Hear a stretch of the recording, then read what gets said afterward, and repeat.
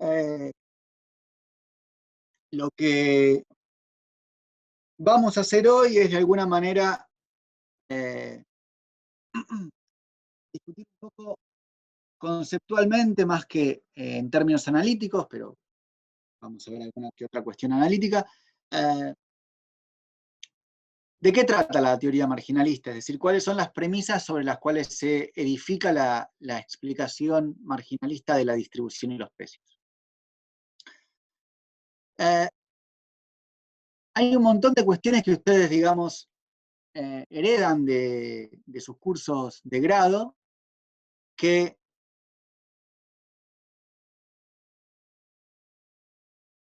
hacen complicada la lectura, digamos, tomar un poco de distancia y volver a afrontar el problema de la determinación de los precios y la distribución en la teoría marginalista, porque de alguna manera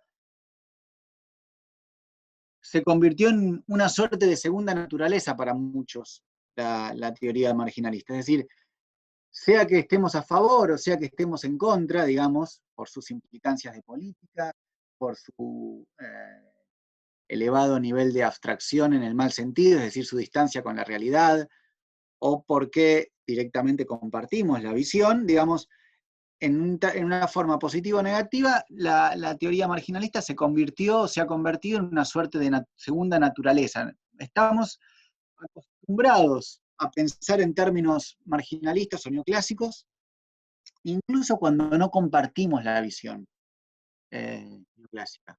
Y eso todavía es más difícil de desarraigar. ¿Sí? Hay una economista muy conocida, John Robinson, que tiene una frase en su paper que inicia las controversias del capital, que dice algo así como, bueno, el economista promedio se ha acostumbrado a escribir una función de producción que tiene determinadas cualidades, eh, se le enseña, se lo entrena en esa disciplina y cuando se pregunta, digamos, de qué consiste, en cómo se forma esa función de producción, bueno, en particular se ya habla del capital, pero es más general la cuestión, cuando empieza a cuestionar, digamos, la forma o cuando quiere empezar a cuestionar la forma de la función de producción y cómo se especifica el capital, etcétera, ya se volvió profesor y, digamos, empieza a pasar la rueda a sus alumnos. Entonces la cosa empieza a girar, digamos, y a pasarse de una generación a otra sin demasiada reflexión al respecto.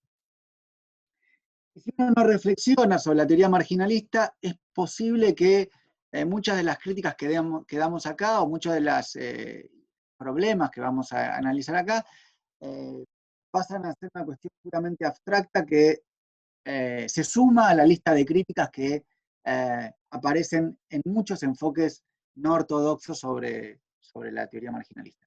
A mí me gustaría convencerlos de que la crítica más potente de la teoría marginalista es la que vamos a ver aquí, digamos, no es que la inventé yo, así que no es que me abogo ningún derecho de autor aquí, pero es la que yo defiendo.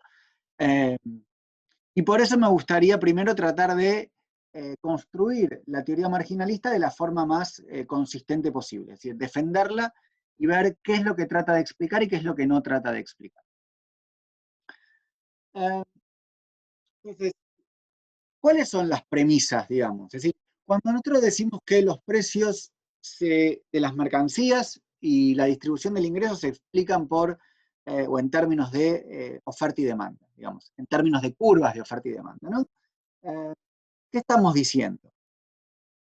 Bueno, la primera cuestión es que los precios y las cantidades que se observan en el mercado son un centro de gravitación de los valores efectivos, es decir, la teoría marginalista, al igual que la teoría clásica, esto no hay mucha diferencia, eh, acepta, digamos, comparte la idea de que las variables teóricas, los precios de equilibrio, las cantidades de equilibrio, no son cantidades efectivamente observadas, ¿no? Es decir, la idea subyace de que todo el tiempo ocurren accidentes o perturbaciones de la posición de equilibrio que hacen desplazar a la posición efectiva los precios que observamos de los precios que la teoría efectivamente determina.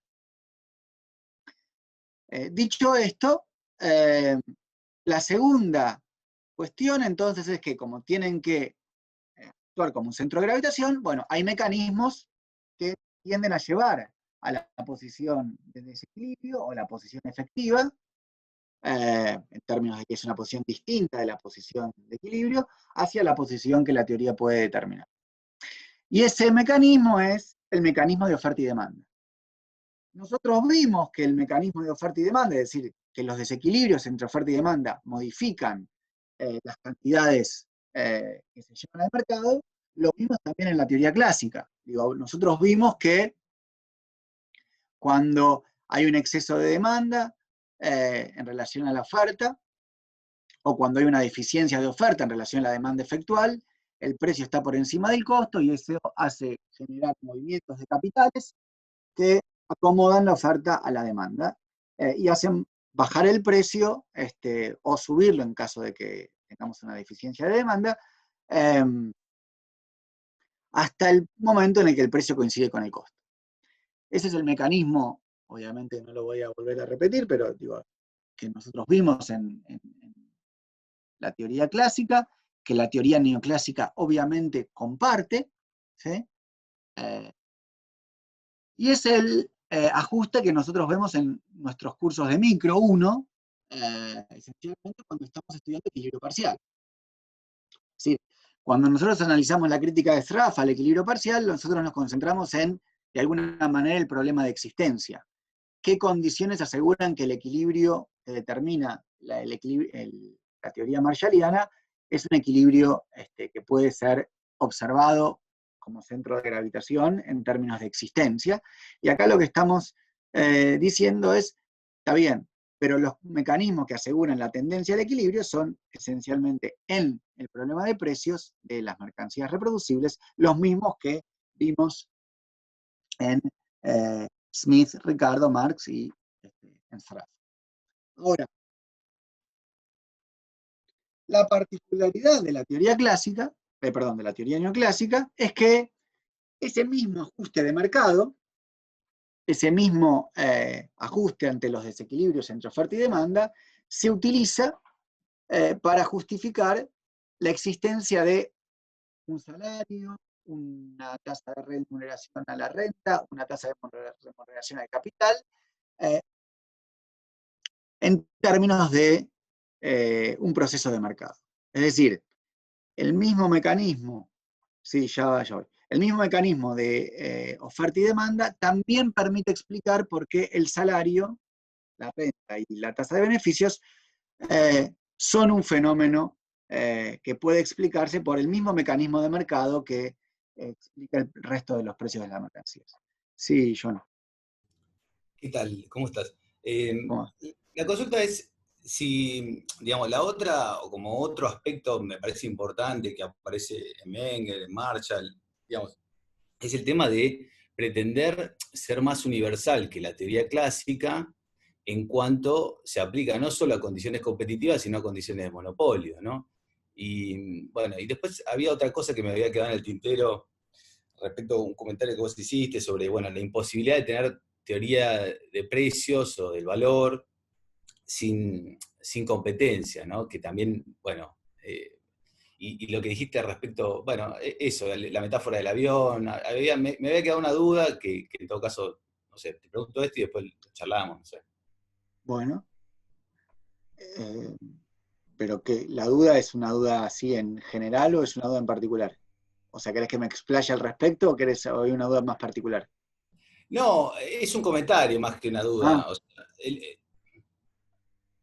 no a sé. ver, a ver, voy a tratar de dar una respuesta porque nos aleja un poquito. Ah, está bien. Voy a repartir la pregunta en dos. Es cierto que la teoría marginalista intenta dar una respuesta más general, o déjame decirlo de otra manera, es más ambiciosa que la teoría clásica porque intenta resumir, ¿no?, en un mismo fenómeno eh, una explicación que no solo abarca el precio de las mercancías, sino también la distribución. O sea, la misma regla que explica el precio de las mercancías, explica la distribución, hace que la explicación sea más general, ¿está bien? Por definición. No la cuestión del monopolio, porque vos tenés teorías, digamos, la teoría clásica es perfectamente compatible con la explicación clásica, con la explicación del monopolio o del oligopolio, porque ahí también opera la competencia. Es un error pensar que las condiciones de competencia no operan en el monopolio. De nuevo, ¿qué determina el precio de monopolio? ¿Hasta dónde se puede subir el precio de monopolio? Bueno, la teoría marginalista, voy a dar una respuesta escueta porque nos lleva un poco lejos y después podemos volver en otro momento, pero la teoría marginalista tiene una explicación basada en las elasticidades, por ejemplo, de las curvas de demanda. Pero en un contexto un poco más general, vos podés tener incluso una única empresa que opere en un mercado, es decir, una única empresa que opera en condiciones de monopolio, incluso bajo libre competencia. No excluye la posibilidad de la libre competencia de que haya una única empresa en el mercado, si, por ejemplo, cuando los costos de dos empresas, digamos, el tamaño de la empresa es lo suficientemente grande como respecto al tamaño del mercado, para que cuando haya dos empresas, dada la curva de demanda, el precio se vaya por debajo del costo medio. Entonces, vos tenés un mecanismo competitivo que te permite la existencia de monopolio. Incluso las barreras a la entrada. Uno crea barreras a la entrada, como decía el otro día, porque sin barreras a la entrada, los beneficios extraordinarios que se generarían tienden a desaparecer. Invierte para eso. Si no, no tiene mucho sentido pensar por qué uno va a gastar recursos de publicidad, lobby, bueno, investigación y desarrollo para obtener beneficios extraordinarios. Pero eso nos aleja un toque de la cuestión que quiero discutir ahora. Lo que sí es que es cierto, y comparto plenamente, que la explicación marginalista pretende ser más general en el sentido de abarcar un mayor número de fenómenos. No solo explicar los precios de las mercancías reproducibles, sino también explicar la distribución del ingreso. Ahora, decir que los precios de las mercancías reaccionan ante oferta y demanda, o decir que los precios de los factores, o sea, las remuneraciones que conforman la variable distributiva, explican la distribución del ingreso a través de un fenómeno de mercado, no es explicar mucho. Uno puede postular, digamos, es una cuestión empírica y difícil de medir hasta qué punto los trabajadores están dispuestos a ofrecer un salario más bajo cuando están desempleados, o hasta qué punto las empresas están dispuestas a pagar un salario más alto cuando hay deficiencia de empleo.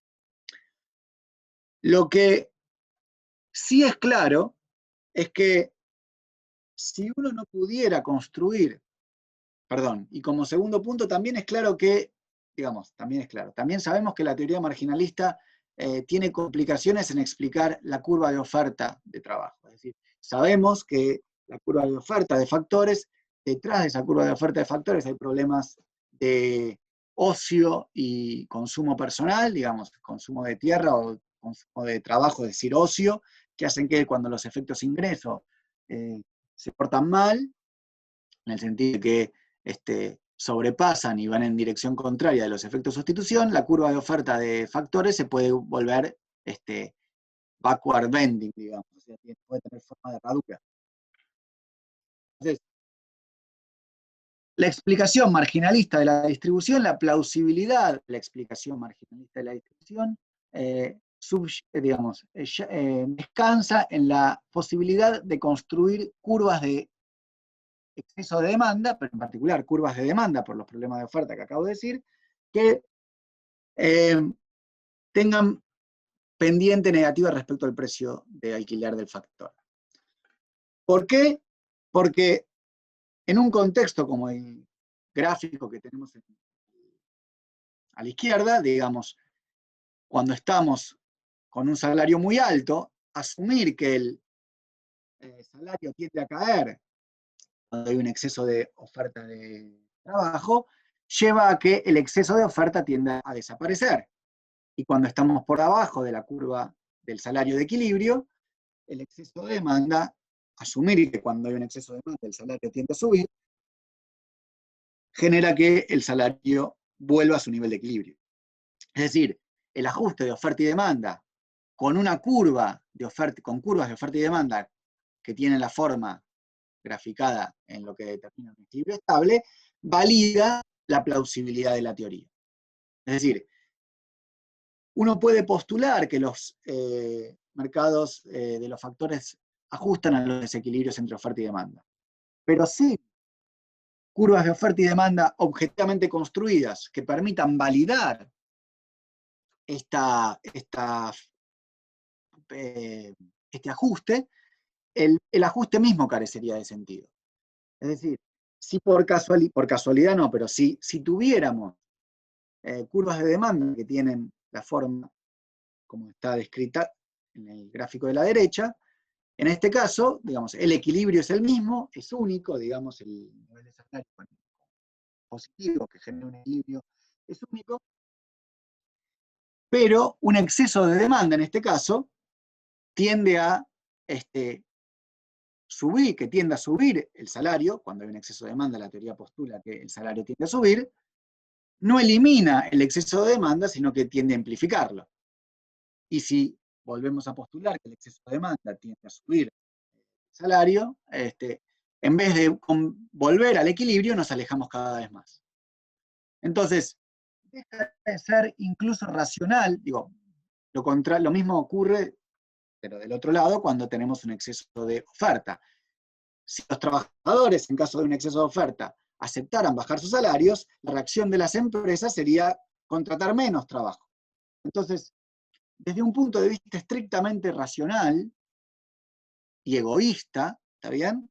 Sería ridículo pensar que los trabajadores van a aceptar que, digamos, a partir de la prueba y error, van a aprender en algún momento que bajar los salarios no los beneficia, y sino que es al revés perjudicial para ellos, porque cada vez que hay desempleo y bajan los salarios, si la curva de demanda a veces tiene esta forma y a veces tiene otra, nada, no garantiza para nada, digamos, si tuviera esta forma, que de hecho el desequilibrio lo amplifica.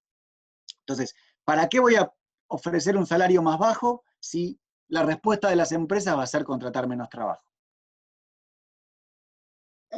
Obviamente que los trabajadores no es que conocen la curva de demanda, lo que saben es lo que hacen las empresas cuando ofrecen un salario más bajo. Entonces, la plausibilidad del ajuste marginalista, o sea, que las variables distributivas reaccionan en los desequilibrios, ante los desequilibrios en el mercado de trabajo, tiene sentido solamente si el equilibrio en los mercados factoriales es estable. O sea, si el ajuste opera en la dirección de restablecer el equilibrio cada vez que hay desplazamiento fuera de él. ¿Y por qué digo cada vez que hay desplazamiento fuera de él? Porque en general, como se sabe, el salario observado no es el de equilibrio. Todo el tiempo hay problemas de información, expectativas que no se validan, etcétera, etcétera, que hacen que la posición efectiva no sea la de equilibrio. Entonces, no es suficiente con determinar un equilibrio único, tenemos que explicar algún mecanismo que nos lleve desde el desequilibrio al equilibrio.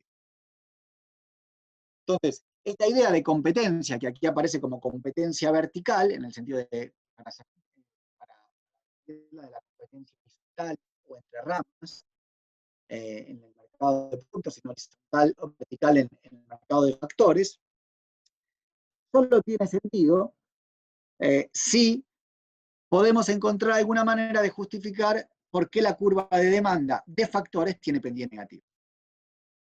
O sea, dada la oferta de trabajo, ahora voy a la pregunta, a las preguntas o a los comentarios. Cuanto más elástica sea la curva de demanda de trabajo y cuanto más negativamente inclinada y más elástica sea, más posibilidad va a ser que evitemos equilibrios múltiples y que sean inestables, digamos. Entonces, todo el reposo de la teoría, la plausibilidad de la teoría marginalista va a caer en tratar de justificar por qué la demanda de factores, que es parte de las decisiones de las empresas tiene pendiente negativa. O sea, este efecto de ocio, digamos, que hace que la curva de oferta de trabajo se vuelva para atrás, cuando el efecto ingreso supera el efecto sustitución, no tendría por qué operar en las empresas que solo maximizan beneficios. Es decir, no hay tal cosa como un efecto ingreso en la derivación de la curva de demanda de factores, que es consecuencia de la maximización de beneficios de las empresas. Y hay varias preguntas.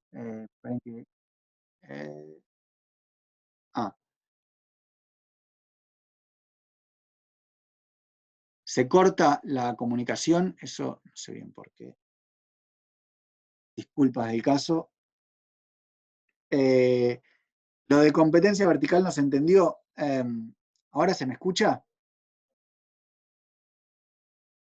¿Alguno que Sí, diga? sí, sí. ¿Sí? Ok, gracias. La competencia vertical es un término que uso para distinguirlo de la competencia entre sectores productivos, que opera cuando hay una tendencia a la remuneración uniforme de los distintos factores, incluido la tasa de beneficios uniforme. Lo que veíamos en la teoría clásica. En la teoría clásica, lo que se postula es que la competencia entre sectores productivos, es decir, la posibilidad de desplazarse entre ramas, eso es lo que se llama competencia horizontal aquí, permite igualar las remuneraciones, no solo del capital, sino de todos los factores productivos que son homogéneos, digamos. O sea, distintos tipos de trabajo pueden tener distintas remuneraciones, pero al mismo tipo de trabajo va a tender a prevalecer una misma remuneración. La competencia vertical es la competencia en los mercados de factores, algo que no está presente en la teoría marginalista, y que lleva a que el salario sea un salario de equilibrio, digamos, un salario, sí, equilibrio entre oferta y demanda, y entonces determinado por el proceso de mercado, por la intersección entre curvas de oferta y demanda. Entonces, lo que me gustaría argumentar hoy, digamos, como premisa, es que la idea de que la teoría marginalista puede determinar una explicación plausible de la distribución se basa esencialmente en la posibilidad de derivar curvas de demanda de factores con pendiente negativa, y esa posibilidad, digo, ustedes ya saben que las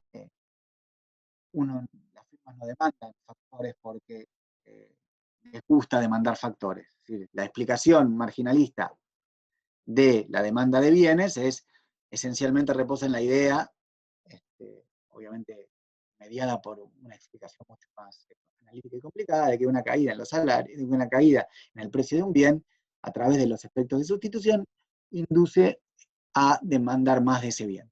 Ahora, subyace detrás de esa explicación la idea de que los agentes tienen preferencias por los bienes que demandan. Acá, cuando son factores productivos, pensar que las firmas tienen placer o derivan utilidad demandando factores no tiene sentido. Entonces, la explicación no puede ser esa. Y esencialmente hay dos pilares que justifican la forma de las curvas de demanda.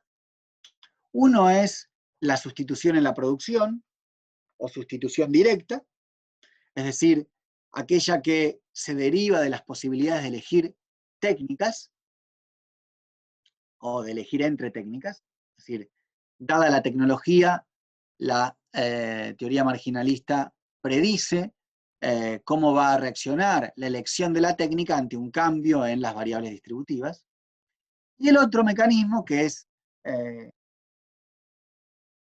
conocido por ustedes, pero más conocido en el sentido de que lo estudian tal vez en sus cursos de micro y en cursos de micro 2 de manera más avanzada, pero que nunca está conectado con el verdadero fin que tiene la teoría marginalista, que es el mecanismo de sustitución indirecta que opera a través de las preferencias de los consumidores. ¿Sí? Originalmente en la teoría marginalista todo el énfasis que se pone en el estudio de las preferencias es un estudio que está más que ver con las propiedades formales de las preferencias, sino con el contenido de esas preferencias, está mucho más vinculado a está estrictamente vinculado a la posibilidad de derivar a partir de ese estudio de las preferencias curvas de demanda de factores competitivos. Hoy, debido al menjunje en el que se encuentra la teoría marginalista, esa conexión se ha perdido de vista. De alguna manera la teoría de las preferencias ha adquirido cierta autonomía del resto del cuerpo teórico marginalista, como si uno pudiera estudiar preferencias sin estudiar, o mejor dicho, preferencias basadas en curvas de oferta y demanda, sin todo el aparato marginalista de atrás que lo sustenta. Cuando en realidad todo ese aparato fue originalmente construido para poder justificar por qué a partir de las preferencias también es posible argumentar que una caída de las variables distributivas induce el aumento de la demanda de aquellos factores que han visto su remuneración disminuida.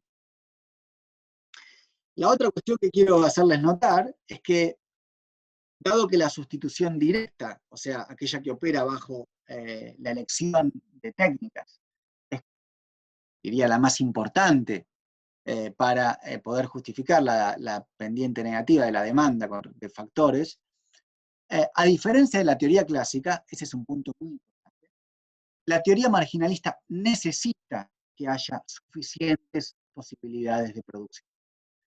O sea, nosotros vimos que en la teoría clásica es posible lidiar con la selección de técnicas. Vimos que la selección de técnicas da una serie de resultados, en particular que se va a adoptar la técnica que da una variable distributiva para la variable distributiva residual más alta, ¿no? Pero la teoría clásica podía perfectamente determinar precios y distribución con una técnica para cada mercancía, ¿sí? A diferencia de eso, la teoría marginalista necesita que haya muchos métodos productivos para producir una misma mercancía. ¿Por qué? Porque no solo necesita derivar curvas de demanda que tengan pendiente negativa, sino que necesita derivar curvas de demanda que sean suficientemente elásticas a los precios de los factores. ¿Por qué? Porque si las curvas de demanda no son lo suficientemente elásticas, las caídas en las remuneraciones factoriales necesarias para volver a establecer el equilibrio serán o serían implausiblemente drásticos. Si yo tengo una curva de demanda muy inelástica, de demanda de trabajo, cada vez que tengo un cambio en alguno de los parámetros, por ejemplo, aumenta la oferta de trabajo, la curva de oferta se desplaza a la derecha. Si la demanda de trabajo es muy inelástica, el cambio requerido en el salario para volver a alcanzar el equilibrio es una caída demasiado drástica como para ser aceptado en el funcionamiento de las economías de mercado. ¿Sí? En general, las caídas en los ajustes que están pensando los marginalistas son ajustes pequeños, digamos, lo suficientemente suaves para que sean tolerables y no modifiquen el normal funcionamiento de una economía de mercado. Una economía de mercado está cambiando su distribución tan drásticamente, no puede funcionar normalmente. Nosotros hemos experimentado tiempo. Entonces, para ejemplificar la sustitución directa, lo que vamos a suponer es que hay muchos métodos productivos para producir la misma cantidad de una cierta mercancía, y que cada uno de esos métodos utiliza distintas combinaciones de factores productivos. En particular, vamos a considerar una economía en la que hay solamente trabajo y tierra. ¿Por qué? Porque toda la cuestión del capital la vamos a empezar a tratar en la semana que viene, no, siguiente. O sea, todas las dificultades que tiene el capital las vamos a empezar a tratar en la semana subsiguiente. Entonces, supongamos que tenemos dos métodos, digo, para mostrar el funcionamiento de lo que quiero decir, hacen falta que haya dos métodos, no hace falta que haya más, pero cuantos más métodos haya, mayor posibilidad de plausibilidad de la teoría. Ese es otro punto en particular que me gustaría remarcar. La teoría marginalista no parte de suponer que hay curvas de oferta y demanda. De lo que parte es de suponer que hay preferencias que incluyen una variedad de bienes de consumo, que hay dotaciones de factores y que hay distintos métodos productivos para producir las mismas mercancías. Esas son las bases factuales de las cuales parte la teoría, no de la propia existencia de las curvas de oferta y demanda. ¿Ok? Eso es importante porque a veces lo perdemos de vista. Tenemos que probar que a partir de la existencia de varios métodos productivos, de posibilidades de sustituir en el consumo y de poder definir las dotaciones factoriales, la explicación marginalista es plausible, pero no podemos partir de la existencia de las curvas, porque las curvas no son observables. ¿Ok? Entonces, supongamos que tenemos varios métodos para producir, perdón, dos métodos para producir una mercancía, una única mercancía. La idea es aislar el mecanismo de sustitución directa del indirecto, que es que opera a través de la sustitución de consumo, y para eso vamos a suponer que hay un único bien de consumo. Es decir, no hay posibilidad de sustituir en el consumo. ¿Por qué? Porque hay un único bien. Algo. No se puede sustituir nada en el consumo. Toda la sustitución va a operar a partir de las posibilidades. En este esquema, digamos, se necesitan 2 unidades de trabajo y 3 unidades de tierra para producir una unidad de C, o una unidad de trabajo y 4 unidades de tierra para producir una unidad de C. Es decir, estos dos métodos productivos pertenecerían a la isocuanta unitaria, ¿sí?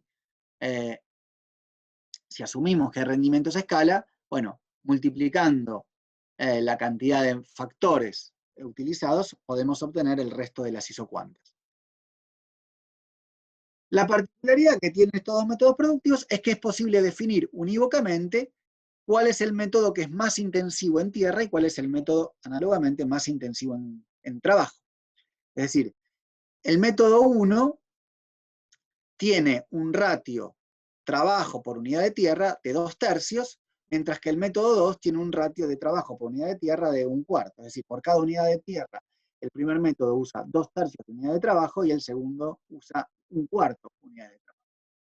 Ergo, vamos a decir que el primer método es trabajo intensivo y que el segundo es tierra intensiva. ¿Sí? ¿Y por qué nos interesa definir los métodos en términos de la intensidad factorial?